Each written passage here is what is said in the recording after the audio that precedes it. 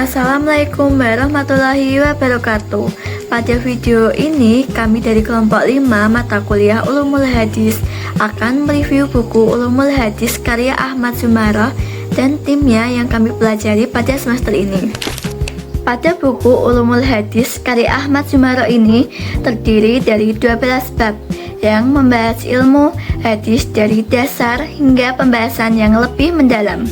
Buku ini cukup mudah dipahami karena materi disusun secara berurutan, seperti pada bab 1 yang membahas tentang pengertian ulumul hadis, pembagian ilmu hadis, dan sejarah perkembangannya.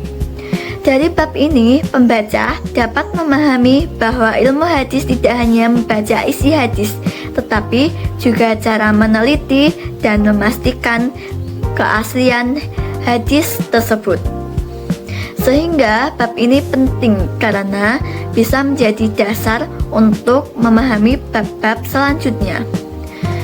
Bab kedua ini menjelaskan tentang definisi, unsur, dan bentuk hadis. Dalam bab ini dijelaskan bahwa hadis merupakan segala sesuatu yang disandarkan kepada Nabi Muhammad SAW, berupa perkataan, perbuatan, ketetapan, maupun sifat beliau. Pada bab kedua ini juga menjelaskan unsur utama hadis, itu terdiri dari sanad, matan, dan rawi.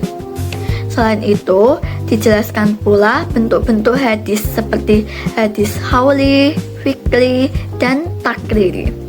Pada bab ketiga, itu membahas periodisasi sejarah hadis. Pada masa Nabi Muhammad SAW, hadis itu disampaikan secara langsung kepada para sahabat.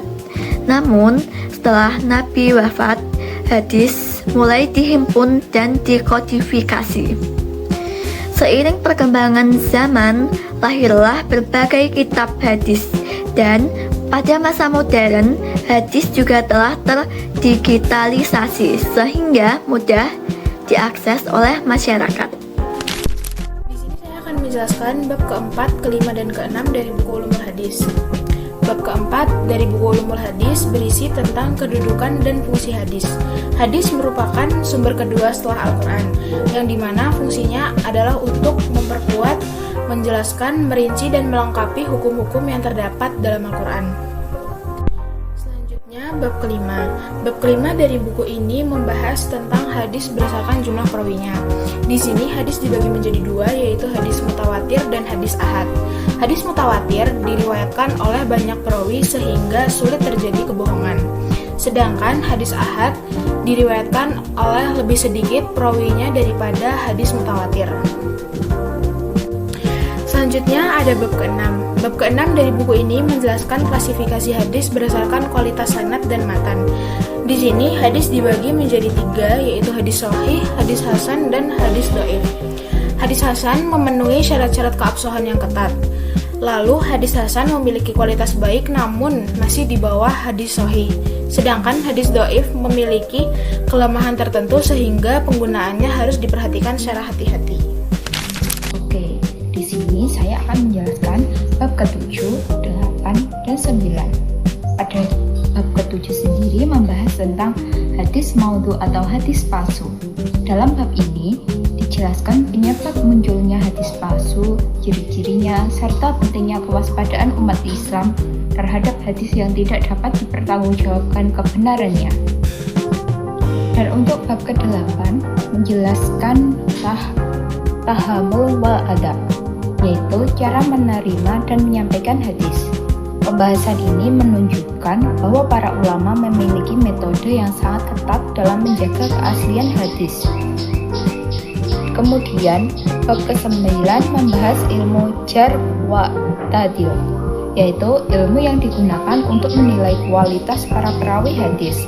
Melalui ilmu ini dapat diketahui apakah seorang perawi dapat dipercaya atau tidak dalam meriwayatkan hadisnya. Di sini saya akan mereview bab ke-10, ke-11, dan ke-12. Pada bab ke-10 membahas mengenai takhrij hadis, yaitu metode untuk menelusuri sumber asli suatu hadis dalam kitab-kitab hadis.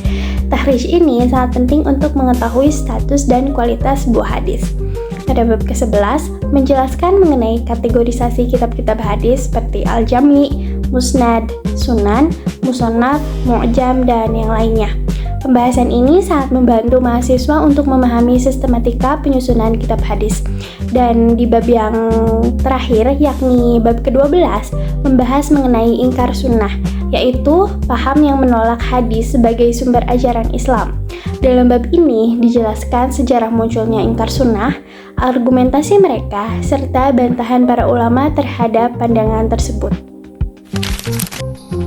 Secara keseluruhan, buku Ulumul Hadis ini sangat bermanfaat bagi mahasiswa karena memberikan pemahaman dasar yang lengkap mengenai hadis mulai dari definisi, sejarah, klasifikasi, hingga metode penelitian hadis. Buku ini juga menunjukkan bahwa para ulama telah mengembangkan metode ilmiah yang sangat ketat untuk menjaga keaslian hadis Nabi Muhammad SAW. Kesimpulan yang dapat kami ambil adalah bahwa hadis memiliki kedudukan yang sangat penting dalam Islam sebagai sumber ajaran kedua setelah Al-Quran.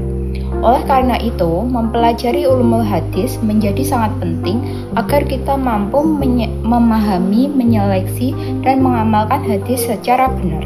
Sekian review buku dari kelompok kami. Wassalamualaikum warahmatullahi wabarakatuh.